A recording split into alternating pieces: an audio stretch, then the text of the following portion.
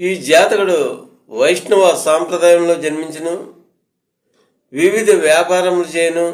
ఒక అన్న, ఒక తమ్ముడు, ఒక చెల్లి ఉందరు. పినతండ్రి మరణించును.